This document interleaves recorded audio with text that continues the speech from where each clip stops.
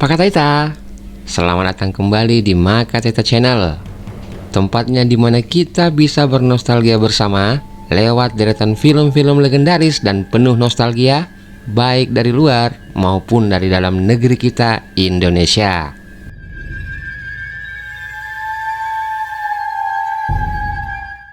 Nah, terkhusus buat Pak Kataita yang masih belum percaya kalau film horor Indonesia belum mendunia, berarti kalian wajib nonton video ini. Kenapa? Karena di sini kita akan membahas 7 film horor legendaris dari Indonesia yang bukan sekedar cerita kuntilanak nongol lalu nabrak pohon, atau pocong iseng yang cuma doyan ngerjain orang. Oh, tentu bukan Pak Kataita. Lebih dari itu. Di sini kita akan bahas film-film horor yang punya ciri khas, punya budaya, bahkan punya nyawa yang bikin dunia luar angkat topi buat film-film kita.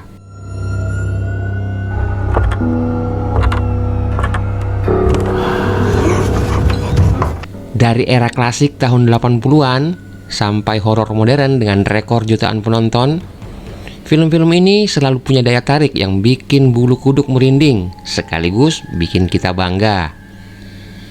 Dan yang bikin tambah spesial Pak Kataita, film horor kita itu sering dibalut dengan kearifan lokal.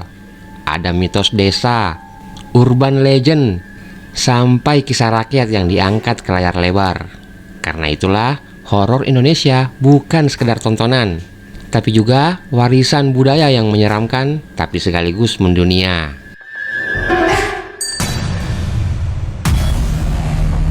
Nah, di video ini, kita tidak cuma bernostalgia Pak Kataita. Kita juga bakal kupas fakta-fakta unik di balik proses pembuatan film tersebut, sampai data penghargaan internasional yang berhasil diraih beberapa judul dalam video ini.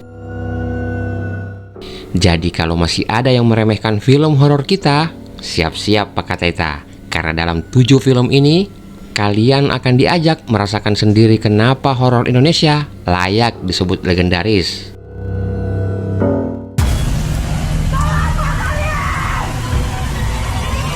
Jadi siapkan cemilan Anda, siapkan juga bantal, dan ingat, kalau tiba-tiba lampu mati pas lagi nonton, jangan panik. Bisa jadi cuma token listrik yang habis, atau ada yang lagi pengen ikutan nonton bareng. Langsung saja kita ke film pertama.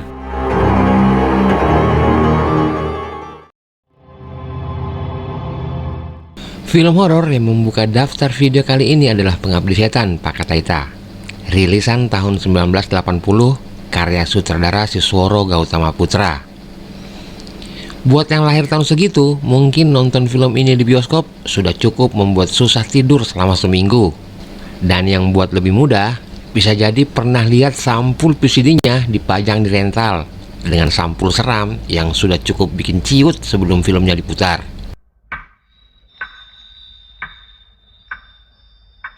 Cerita filmnya sendiri sederhana tapi mematikan Pak Kataita. Sebuah keluarga yang kehilangan sang ibu tercinta, tapi bukannya tenang di alam sana, arwah sang ibu malah balik lagi dan menghantui anak-anaknya dengan tatapan kosong dan wajah pucatnya.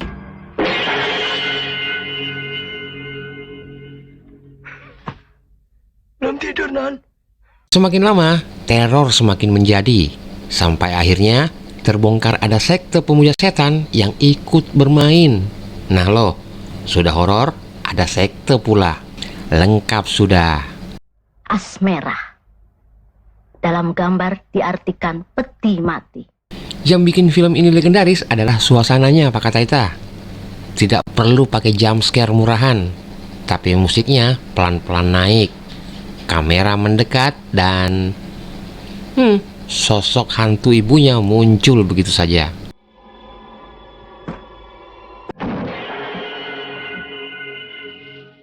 Kabarnya penonton tahun 80-an waktu itu sampai ada yang pingsan di bioskop.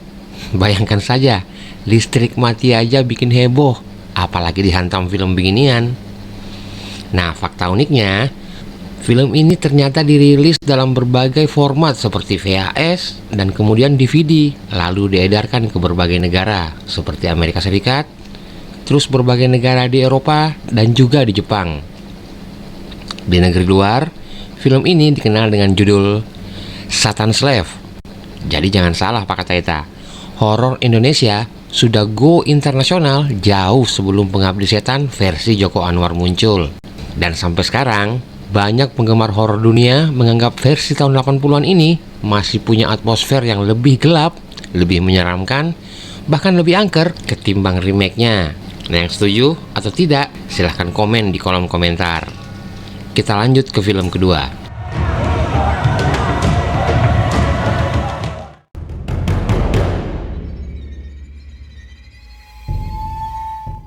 Nah, Pak Kataita, kalau kita ngomongin soal horor Indonesia, emang agak susah kita lepas dari sosok legendaris Suzana, ratu horor sejati yang wajahnya cantik, tapi kalau sudah jadi hantu, bisa bikin jantung copot.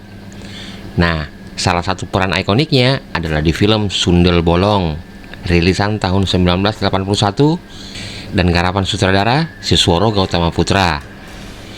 Film ini bercerita tentang seorang wanita cantik bernama Alisa yang hidupnya berakhir dengan tragis. Dan Pak Kataita, dia sebenarnya mantan wanita penghibur yang kemudian berhenti dan menikah dengan seorang kapten. Nah, kapten ini diperankan oleh Barry Prima.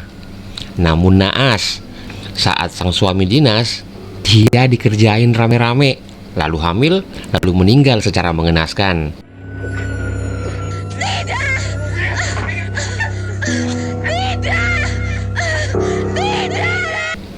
Tapi bukannya beristirahat dengan tenang, dia justru bangkit kembali menjadi hantu Sundel Bolong, lengkap dengan lubang besar berulat di punggungnya yang sangat menakutkan. Dari sinilah lahir salah satu ikon hantu paling terkenal di Indonesia. Nah, yang bikin film ini melegenda bukan hanya ceritanya, tapi juga totalitas akting dari Suzana. Ada fakta unik di sini Pak Kataita. Dalam salah satu adegan, Suzana kabarnya beneran menelan 50 tusuk sate asli tanpa potongan. Katanya sih biar kelihatan natural. Yang bener lah. Gue bilangin lu kagak percaya.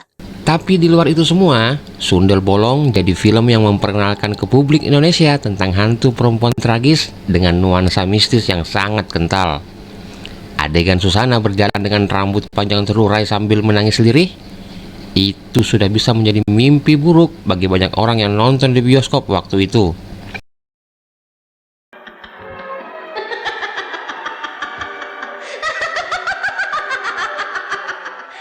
Dan yang menarik lagi, meski judulnya horor, film ini juga memuat sisi melodrama. Kita bukan hanya takut sama hantu Sundel Bolongnya, tapi juga kasihan dengan kisah hidupnya yang penuh dengan penderitaan. Jadi setelah nonton, orang tidak cuma merinding, tapi juga ikut terbawa perasaan.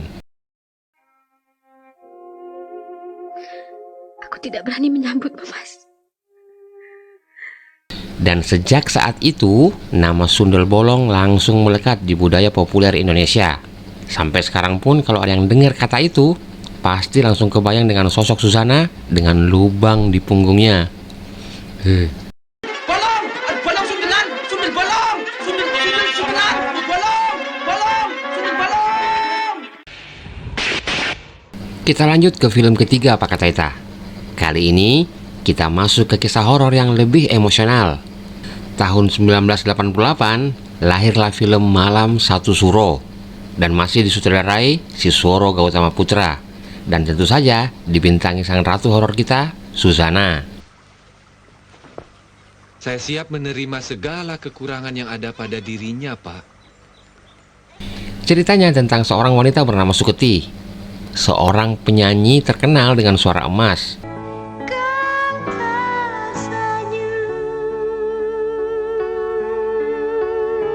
Di depan panggung, dia dilulukan Pak Kataita. Tapi di belakang layar, hidupnya penuh dengan masalah. Sampai akhirnya, orang-orang terdekatnya tega mengkhianati dan membunuhnya. Namun disinilah tragedi berubah menjadi teror. Suketi bangkit kembali sebagai Sundel Bolong, mencari balas dendam pada mereka yang sudah menghancurkan hidupnya. Yang bikin film ini kuat adalah campuran antara horor dan drama. kita bukan cuma ngeri melihat sosok Susana dengan rambut panjang yang menutupi wajahnya, serta melayang di malam gelap, tapi kita juga ikut sedih melihat kisah hidupnya sebagai Suketi.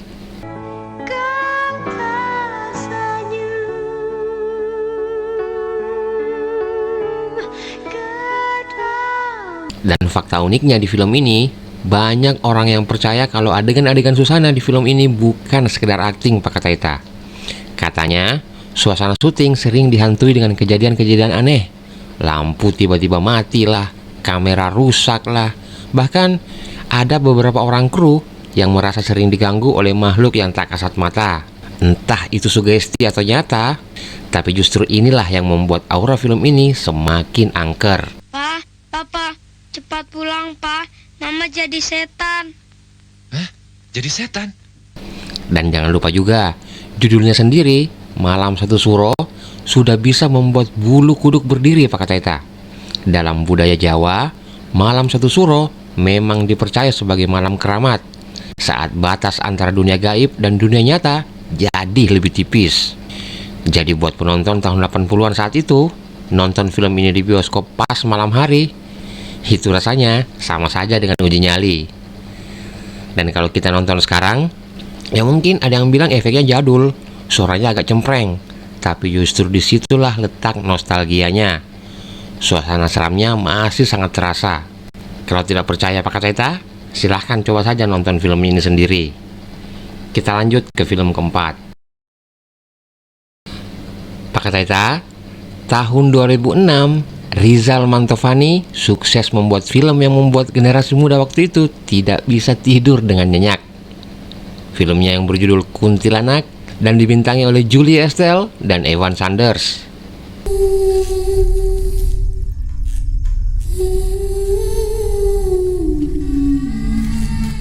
Ceritanya tentang Samantha Pak Kataita, seorang mahasiswi cantik yang pindah ngekos ke sebuah rumah tua. Awalnya semua baik-baik saja, sampai ia menemukan sebuah cermin antik. Dan tanpa disadari, cermin ini menjadi semacam portal atau pintu pemanggil makhluk gaib, sang kuntilanak.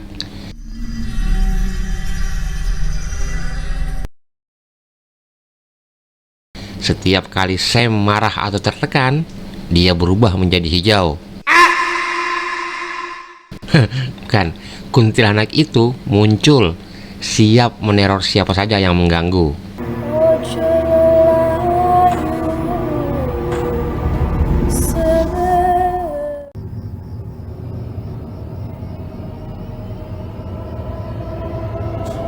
Dan yang bikin film ini menakutkan adalah penampilan kuntilanaknya yang sudah modern, tapi tetap setia dengan pakem klasiknya.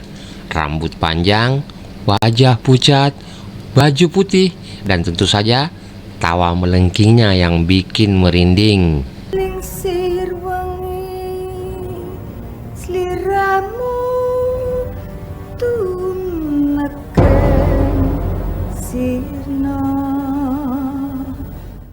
Fakta uniknya di film ini Pak Kataita, tawa khas kuntilanak di film ini kabarnya dimix dari beberapa suara manusia, hingga menghasilkan nada yang benar-benar bisa bikin telinga penonton langsung bergidik. Ada yang bilang setelah nonton film ini, dengar suara ketawa perempuan malam-malam saja sudah bisa bikin orang langsung lari terbirit-birit. Secara sinematografi, film Kuntilanak terasa lebih glossy dibanding film-film horor sebelumnya. Rumah tua yang megah, pencahayaan yang dramatis, dan efek suara modern bikin film ini terlihat jauh lebih serius. Apalagi akting Julie Estelle yang masih sangat muda saat itu sukses memadukan sisi rapuh seorang gadis dengan aura horor yang begitu mencekam. Tidak heran, sejak saat itu Julie Estelle jadi idola baru di dunia perfilman. Lingsir wangi sliramu tumeken sirna. Siapa sih yang ketawa? Siapa yang tawa? Rasa.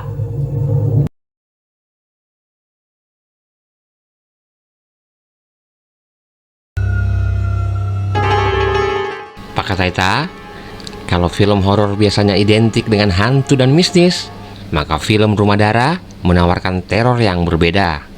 Horor dan teror dari manusia. Nah, film ini disutradarai oleh Timo Cahyanto dan Kimo Stambul, atau lebih dikenal dengan Mo Brothers. Film ini membuat banyak orang kaget karena menampilkan horor bergaya internasional dan kekejaman yang sangat nyata. Ceritanya sebenarnya sederhana Pak Kataita, tapi cukup membuat adrenalin naik turun. Sekelompok anak muda yang menolong seorang perempuan misterius di jalanan. Lalu mereka diajak ikut ke rumah wanita tersebut. Tapi ternyata rumah itu adalah sarang maut milik Dara, wanita psikopat yang memikat sekaligus mematikan. Dara ini sendiri diperankan oleh Sharifah Danis, tampil dengan auranya yang dingin, senyum menakutkan, dan pisau yang selalu haus darah. Nah, fakta uniknya Pak Kataita, film Rumah Darah ini dipuji di berbagai festival film internasional. Banyak kritikus menyebut film ini sebagai salah satu horor gore terbaik di Asia Tenggara. Bahkan ada yang bilang Sharifah Danis sukses menciptakan karakter ikonik sekelas Hannibal Lecter, tapi versi perempuan dari Indonesia.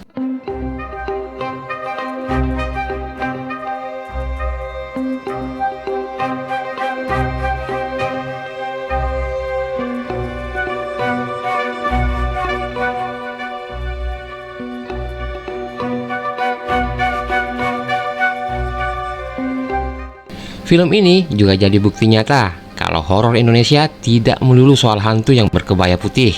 Kadang justru manusia bisa jauh lebih menakutkan dari setan.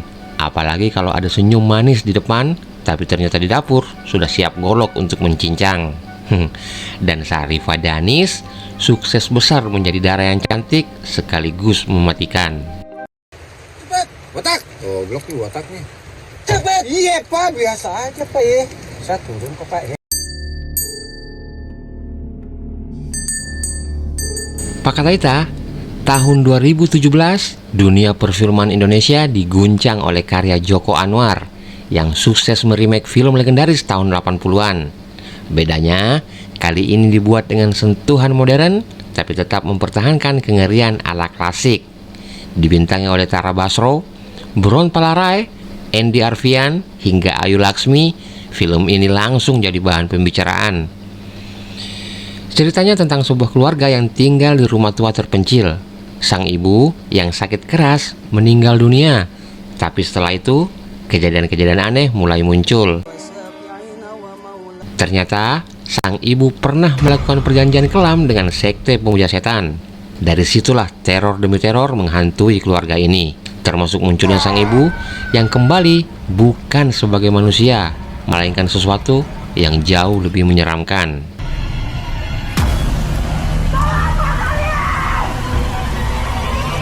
Film ini sukses besar bukan hanya di Indonesia Pak Kataita. Pengabdi Setan tayang di lebih dari 40 negara, dari Eropa sampai Amerika. Bahkan sempat disebut-sebut sebagai salah satu horor paling menakutkan tahun itu. Dan yang bikin makin greget, Joko Anwar memanfaatkan lokasi syuting berupa rumah tua sungguhan di daerah Pangalengan, Jawa Barat. Konon, para kru sering mendengar suara-suara misterius saat syuting di malam hari.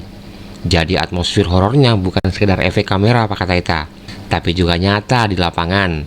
Satu hal lagi yang bikin film ini berbeda adalah pendekatan horor yang lebih atmosferik. Suara lonceng kecil yang menandakan kehadiran arwah jadi elemen sederhana tapi sangat efektif. Banyak penonton yang mengaku setelah nonton film ini langsung trauma dengar suara lonceng di rumah nenek.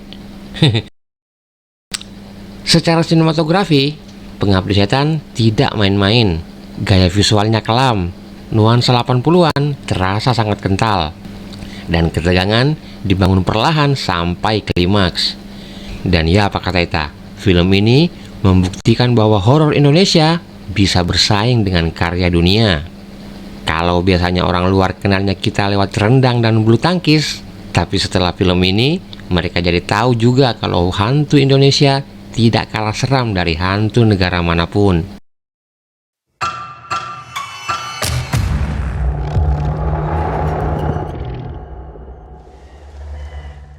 Nah, Pak Kataita, sebagai penutup video ini, kita masuk ke film horor Indonesia yang terlaris sepanjang masa, KKN di Desa Penari. Diangkat dari kisah viral di Twitter karya Simple Man, dan film ini disutradarai oleh Awi Suryadi dan dibintangi oleh Tisa Biani, Adinda Thomas, Calvin Jeremy, Ahmad Megantara, dan Agnini Haq. Dan penampilan apik Badarauhi sang penari yang diperankan oleh Aulia Sarah.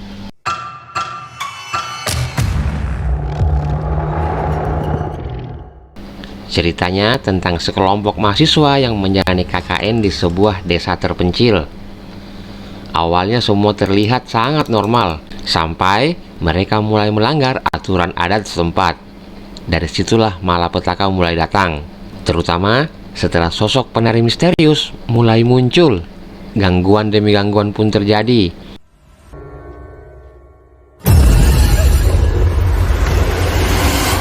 Hingga satu persatu nyawa menjadi taruhannya. Yang membuat film ini spesial adalah atmosfer mistisnya, Pak Kataita. Penonton dibawa ke dalam desa dengan aura angker yang terasa sangat nyata. Sosok penari yang anggun tapi menyeramkan menjadi simbol horor modern yang melekat di ingatan. Luweh apik. Awakmu gak usah melok-melok. Fakta uniknya, KKN di Desa Penari ini mencetak rekor 10 juta penonton dan mendapatkan pengakuan dari Muri dengan piala khusus pemecah rekor penonton terbanyak sepanjang masa. Sementara itu, di Malaysia dan Singapura, film ini dilaporkan memecahkan rekor penonton film Indonesia pada hari pembukaan dengan meraih hampir 400.000 ringgit Malaysia. Itu pada hari pembukaannya, dan langsung melonjak menjadi 2,65 juta ringgit Malaysia atau sekitar lebih dari 10 miliar rupiah pada hari kedua di Malaysia. Pencapaian yang sangat luar biasa. Secara sinematografi, film ini memadukan horor tradisional dengan gaya modern. Alam pedesaan yang indah dipertemukan dengan aura mistis yang sangat menakutkan. Hasilnya bukan cuma membuat penonton merinding, tapi juga makin percaya kalau adat dan pantangan jangan pernah disepelekan. Dan ya, Pak Kataita, film ini jadi pengingat kalau terkadang horor paling mencekam bukan di kota atau di rumah angker, tapi di desa terpencil yang jauh dari keramaian. Nah, jadi buat adik-adik nih yang mungkin sekarang lagi KKN, apalagi di desa terpencil, camkan ini baik-baik. Kalau ada aturan jangan keluar malam, mending nurut aja lah, daripada besok pulang ke rumah tidak cuma bawa nilai KKN, tapi juga bawa makhluk halus. Ayo.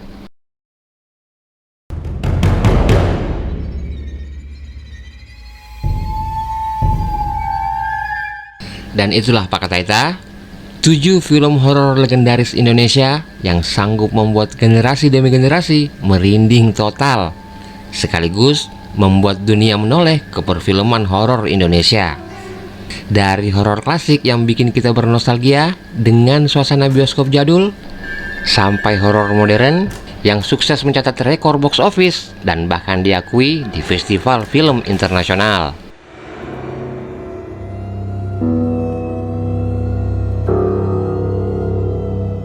Terima kasih sudah bersama kami bernostalgia di dunia horor lokal yang penuh cerita ini. Jangan lupa like, share, dan subscribe biar makin banyak Pak Kataita lain yang tahu kalau horor Indonesia bukan kaleng-kaleng. Sampai jumpa di video kami berikutnya, dan hati-hati Pak Kataita. Siapa tahu Anda tidak sedang sendiri saat ini.